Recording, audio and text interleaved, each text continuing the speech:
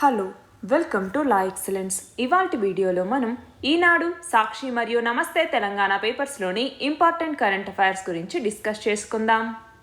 ఇవాల్టి మన first article వచ్చేసి పరిశోధన అభివృద్ధిలో మహిళల యొక్క పాత్రకి సంబంధించి. ప్రస్తుతం రాజకీయ, దౌత్యపరమైన, సైన్స్, వైద్య, వ్యాపార రంగాలు వీటన్నింటిలో కూడా చాలామంది మహిళలు పనిచేస్తూ ఉన్నారు.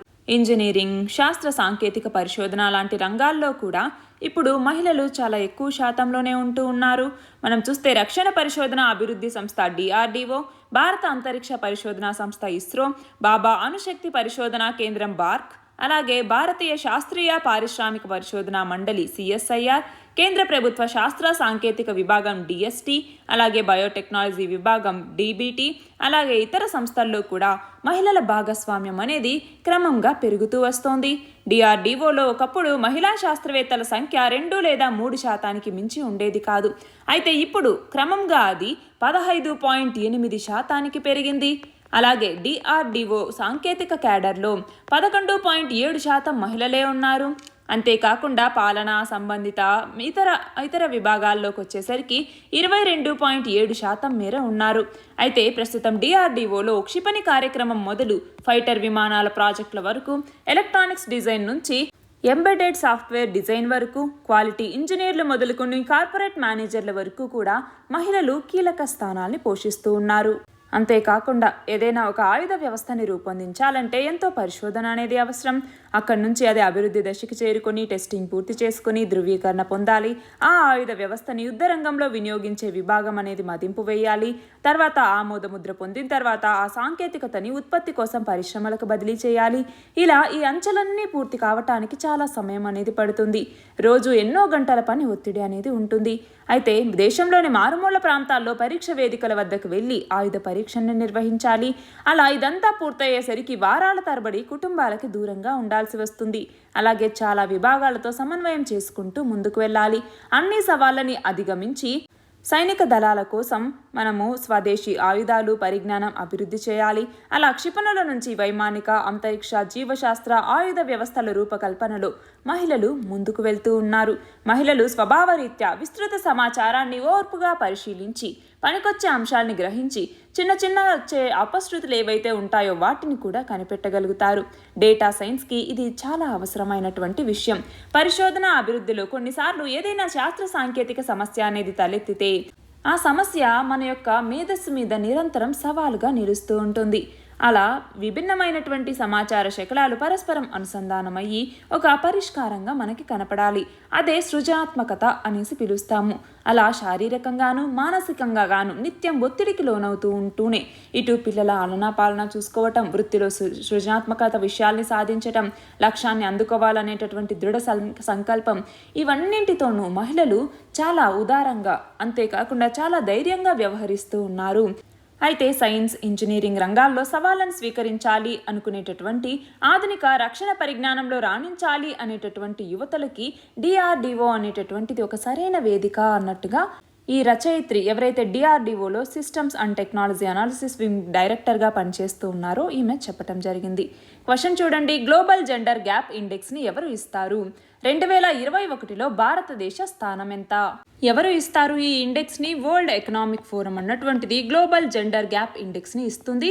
2021 సంవత్సరానికి సంబంధించి ఏప్రిల్లో ఈ ఇండెక్స్ అనేది రిలీజ్ అయింది. ఇందులో భాగంగా మొత్తం 156 దేశాలకి గాను భారతదేశం 140వ స్థానాన్ని పొందింది 2021కి సంబంధించి. మన నెక్స్ట్ ఆర్టికల్ వచ్చేసి రష్యా ఉక్రెయిన్ యుద్ధానికి సంబంధించి.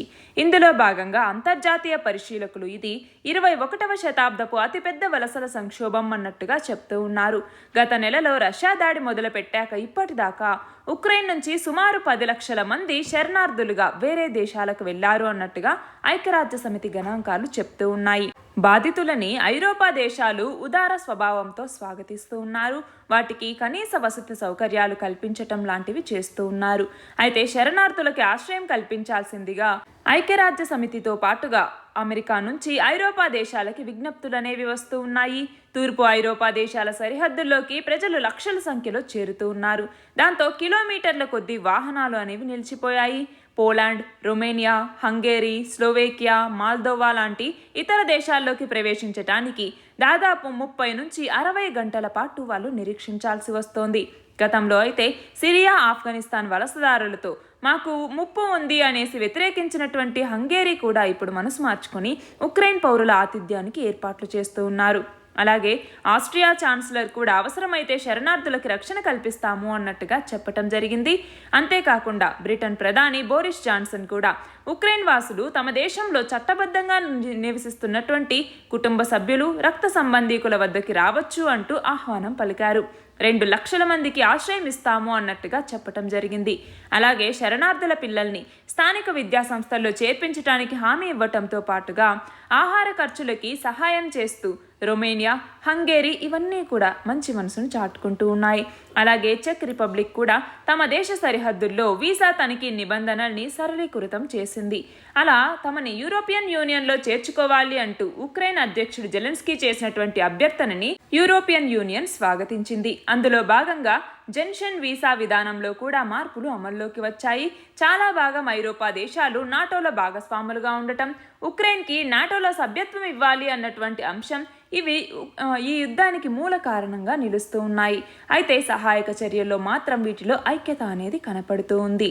మనం చూస్తే తాజాగా అమెరికా అన్నటువంటిది శరణార్థులకి బసా వసతులు సమకూర్చడానికి పెంటగాన్ నుంచి 3,000 మందితో కూడినటువంటి దళాల్ని పోలాండ్కి పంపింది. భారతదేశం కూడా ప్రత్యేక విమానంలో వైద్య సామాగ్రి, దుప్పట్లు, పండ్లు, ఆహార పదార్థాలతో కూడినటువంటి కిట్లని పోలాండ్కి తరలించింది. ఇక్కడ క్వశ్చన్ చూడండి, 21వ శతాబ్దపు అతిపెద్ద వలసల సంక్షోభం ఎక్కడ జరుగుతోంది? ఎక్కడ? ఉక్రెయిన్లో.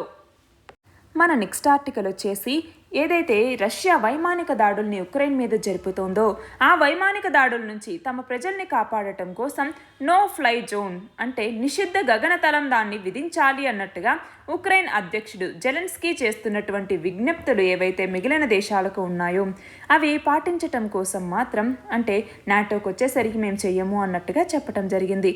ఒకవైపు నో ఫ్లై జోన్ అనేది విధిస్తే మా మీద యుద్ధానికి దిగినట్టే అన్నట్టుగా రష్యా అధ్యక్షుడు హెచ్చరిస్తూ ఉన్నారు.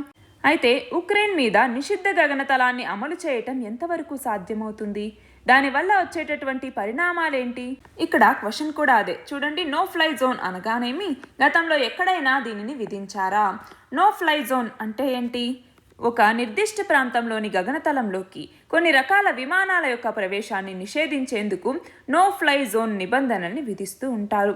సాధారణంగా ప్రభుత్వంలోని అత్యున్నత స్థాయి వ్యక్తుల యొక్క నివాసాలు, కార్యాలయాలు, ముఖ్యమైనటువంటి కార్యక్రమాలు జరిగే ప్రదేశాలు, సైనిక స్థావరాలు ఇలాంటి వాటి వద్ద ఈ నిబంధనలు అమలవుతూ ఉంటాయి.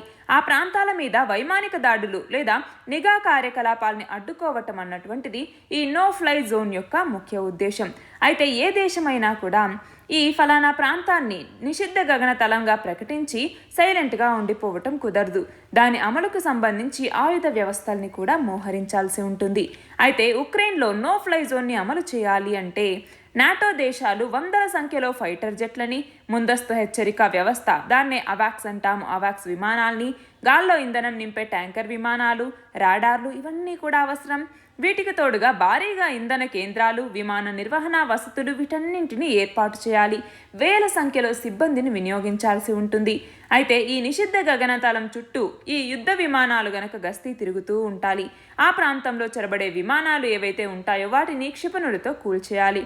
అలా నో ఫ్లై జోన్ అమలుకు గనక నిర్ణయిస్తే మొదట చుట్టుపక్కల ఉన్నటువంటి రష్యన్ వైమానిక దళ సాధనా సంపత్తి, S-400 లాంటి అధునాతన గగనతల క్షిపణి వ్యవస్థలు, ఆదేశిక వ్యవస్థలు ఇలాంటి వాటిని ధ్వంసం చేయాల్సి ఉంటుంది. అయితే రష్యాతో పోలిస్తే నాటో దళాల వద్ద మెరుగైనటువంటి యుద్ధ విమానాలు అనేవి ఉన్నాయి. గగనతలంలో తమ ఆధిపత్యాన్ని అవి ప్రదర్శించగలవు. అయితే ఉక్రెయిన్ మీద నాటో కూటమి గనక నో ఫ్లై జోన్ని అమలు చేస్తే రష్యా వాయుసేన దాన్ని సవాల్ చేస్తుంది. యుద్ధ విమానాలతో చొరబాటుకు ప్రయత్నిస్తుంది. ఆ క్రమంలో వాటిని నాటో దళాలు కూల్చాయనుకోండి, దాన్ని యుద్ధ చర్యగా రష్యా పరిగణిస్తుంది. అది రెండు పక్షాల మధ్య తీవ్రమైనటువంటి ఘర్షణలకు దారితీయచ్చు. కాబట్టి దీనికి నాటో అనేది సిద్ధంగా లేదు. అయితే గతంలో చూస్తే మనం 1991లో మొదటి గల్ఫ్ యుద్ధం తర్వాత అమెరికా తన యొక్క మిత్రపక్షాలు ఇరాక్లోని 2 ప్రాంతాల్లో నో ఫ్లై జోన్ని విధించాయి. అక్కడుంటున్నటువంటి కొన్ని వర్గాల ప్రజల్ని ఇరాక్ వైమానిక దాడుల నుంచి రక్షించడానికి ఈ చర్యను చేపట్టాయి.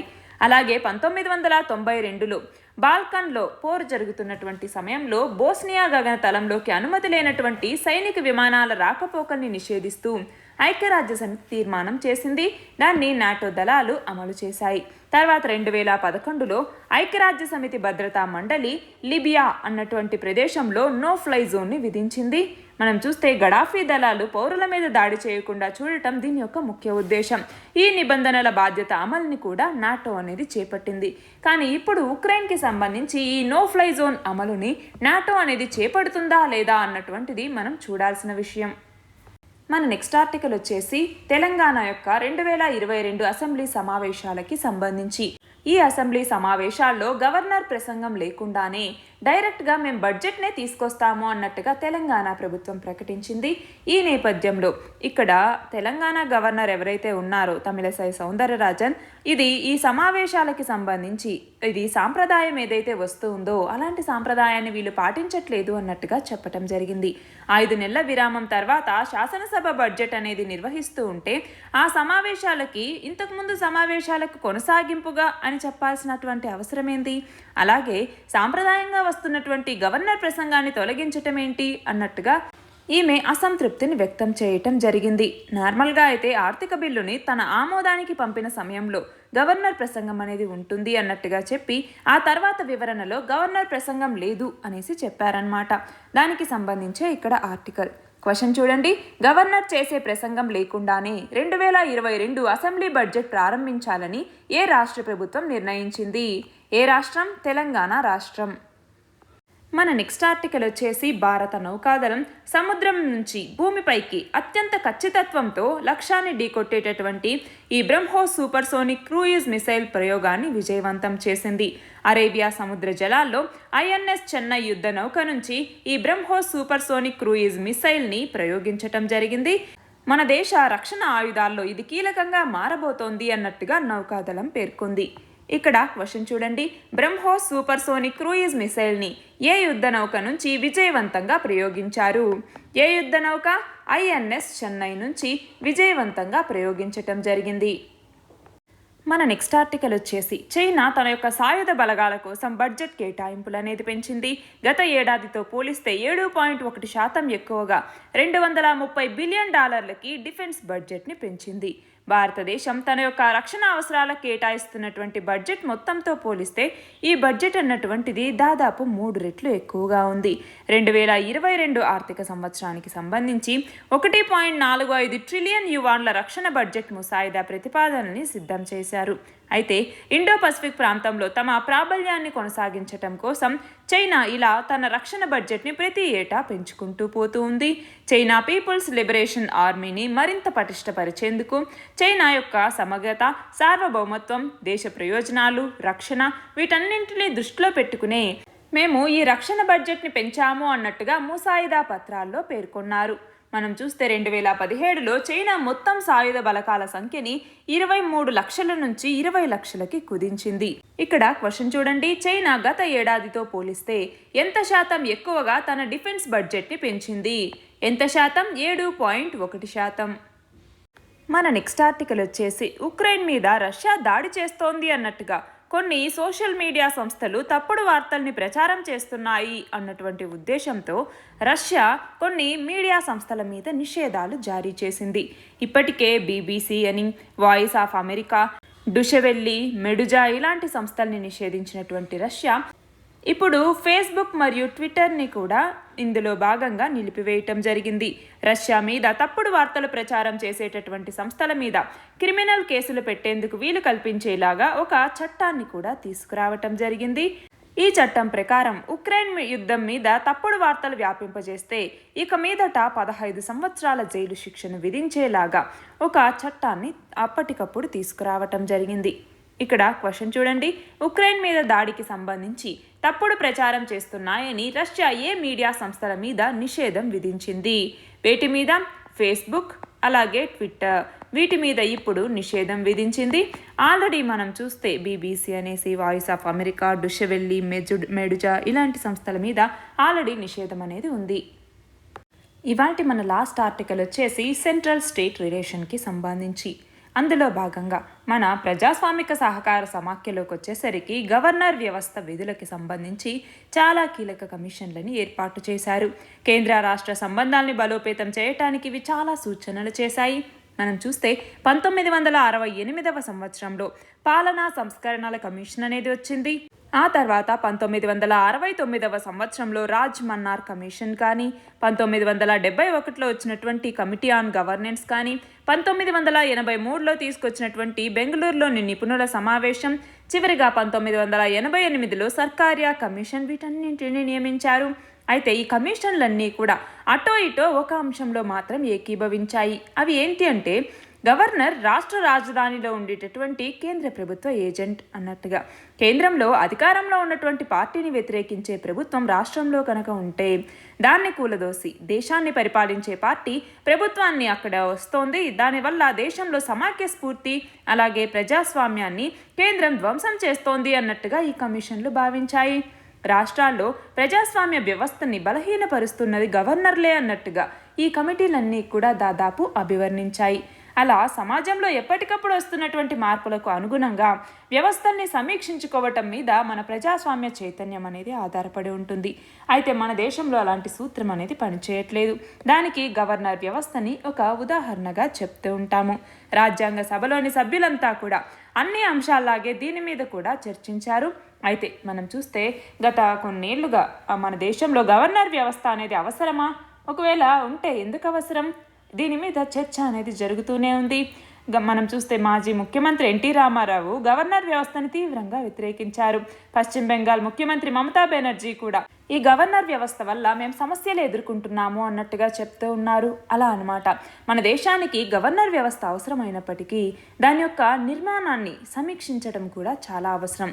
రాజ్యాంగంలో పేర్కొన్నట్టుగా సమాఖ్య స్ఫూర్తిని కాపాడటంలో ఈ గవర్నర్ పాత్రని సమీక్షించాల్సినటువంటి అవసరం, ఈ వ్యవస్థని సమీక్షించాల్సినటువంటి అవసరం ఖచ్చితంగా ఉంది. ఇక్కడ క్వశ్చన్ చూడండి, భారత రాజ్యాంగంలోని ఆర్టికల్ 163 దేనికి సంబంధించింది? గవర్నర్కి సంబంధించి. ఈయన కౌన్సిల్ ఆఫ్ మినిస్టర్స్ యొక్క ఎయిడ్ అండ్ అడ్వైజ్ ప్రకారం పనిచేయాలి అన్నట్టుగా చెప్పేటటువంటి ఆర్టికల్ ఏది అంటే ఆర్టికల్ 163 అన్నటువంటిది. నిన్నటి క్వశ్చన్ వచ్చేసి ఇన్నోవేట్, ఇంకుబేట్ అండ్ ఇన్కార్పొరేట్ అనే నినాదంతో తెలంగాణ ప్రభుత్వం నూతన పారిశ్రామిక విధాన చట్టాన్ని ఎప్పుడు తీసుకొచ్చింది? 2014వ సంవత్సరంలో. ఈ నూతన పాలసీలో భాగంగా తక్కువ సమయంలో సులభంగా వ్యాపారాన్ని సాగించేటటువంటి ఒక వ్యాపార నియంత్రణ వాతావరణాన్ని కల్పించటం దీని యొక్క ముఖ్య ఉద్దేశం. దీని కింద తెలంగాణ ప్రభుత్వం నూతన ప్రోత్సాహక పథకమైనటువంటి టీ ఐడియా అన్నటువంటి దాన్ని కూడా తీసుకురావటం జరిగింది. అలాగే టీ ప్రైడ్ అన్నటువంటి దాన్ని కూడా దళిత పారిశ్రామికవేత్తల కోసం ప్రకటించింది. ఎంఎస్ఎంఈ భారీ పరిశ్రమ వర్గాలకి వివిధ ప్రోత్సాహకాలని కూడా విస్తరించింది. ఇవాల్టి క్వశ్చన్ వచ్చేసి ఎల్ఐసి ముఖ్య ఆర్థిక అధికారిగా ఎవరు బాధ్యతలు స్వీకరించారు? దీని ఆన్సర్ కమెంట్ సెక్షన్లో ఇవ్వండి. కరెక్ట్ ఆన్సర్ రేపటి వీడియోలో చూద్దాం. All the very best and thank you very much.